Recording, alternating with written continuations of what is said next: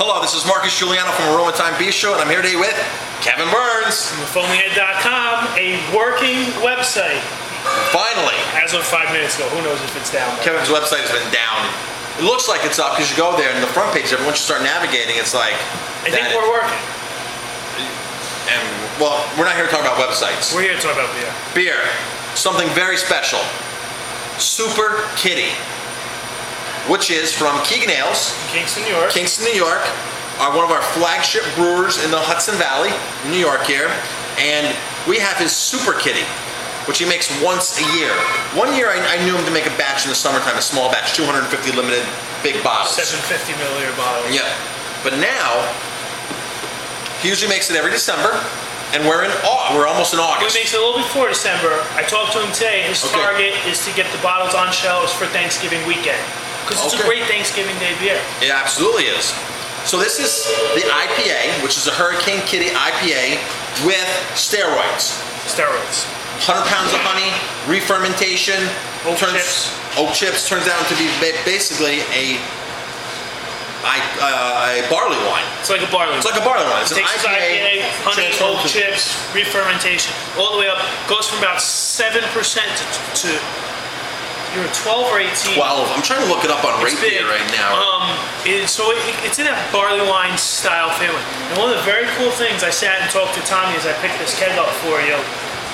He used a local bee farmer for his honey. Right. And this year, the bee farmers put 4 hives up on top of the Keegan roof, and he's going to be using urban honey, his own urban honey in his beer. And I said, and he liked this, it should be called the Estate Honey Super Kitty. Because it's estate grown. It's estate honey.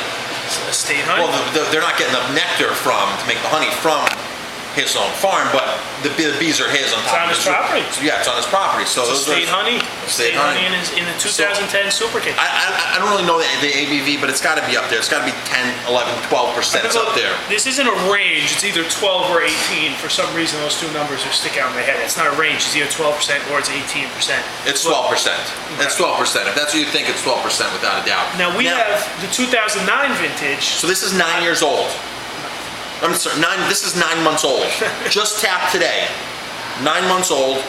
We have bottles going back to 06, 07-ish? I think 07, I think we're out of the 06. We're out of those 06, 07s, 08s, 09s, and we're waiting for the 10s to come in at Thanksgiving. So this thing is nice and cloudy, really cloudy. It's sitting in the keg, just delivered from Tommy. It's a wonderful nose. It's that honey is up front, but not overdoing.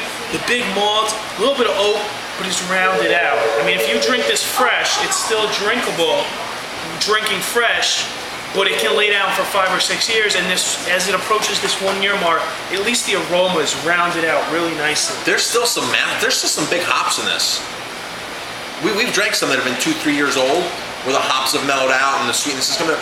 This is still hop forward. For me, this is great because it's still as bold as it is fresh, but round out. When I say round out, I mean like the edges round out. It's a little bit smoother. To me, but I still get all of the flavors that I get if I were to go visit Tommy and tap this out of the actual fermentation tank. It's still really fresh with those notes of being a little smoother, a little more mild. It's still, like you said, those clean. No, it's still clean. If you blind tasted me, I would say this is a double IPA. I wouldn't say barley wine. This is hoppy still. Yeah, I'm right with you. Double IPA. The alcohol is still there, very noticeable. Not bad, but still very noticeable on the finish. A little heat, a little warmth, a little sharp. Taste a little bit of the oak. The sweetness rounds out. There's nice long finish, lingering finish. That's where the malts come through in the finish. The hops are up front. They pound you right in the front. Goes down with the malts.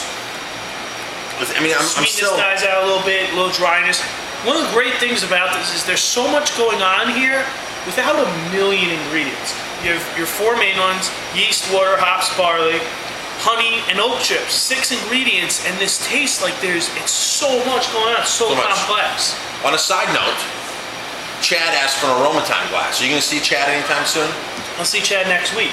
Why don't you take him, send you some glasses up for him, some Aroma Thyme glasses, because he said they were nice glasses. He made a comment, so we'll get him some glasses.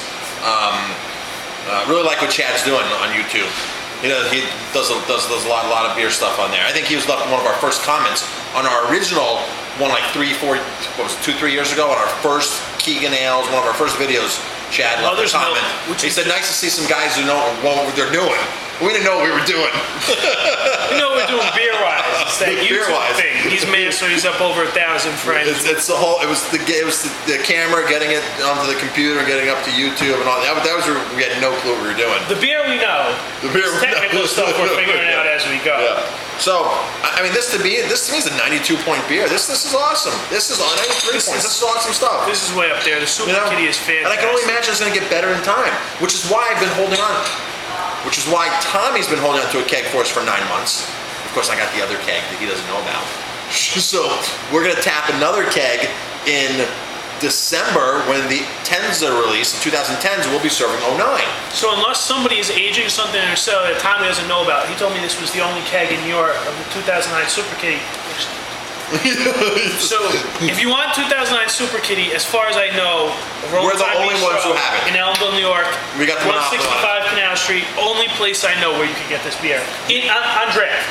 I'm sure there are some bottles. There's bottles floating around. We have bottles, other people have bottles. Yeah. On draft, this is a fantastic beer. And one of the cool things about these limited release beers on draft is you don't need to buy the big bottle that retails for $25, $30. Right. You can come in and have an affordable, you can enjoy the experience of the beer without splurging a ton of money on it. I gotta bet Ken Carr's gonna be here right away on this. I have a feeling he's gonna bring a growler in. He might be. Yeah. He got a growler the last time we had it on tap. So, you are what you drink. Marcus Guiliano, Aroma Thyme Bistro. KevinBurns, PhoneMeUp.com. Cheers.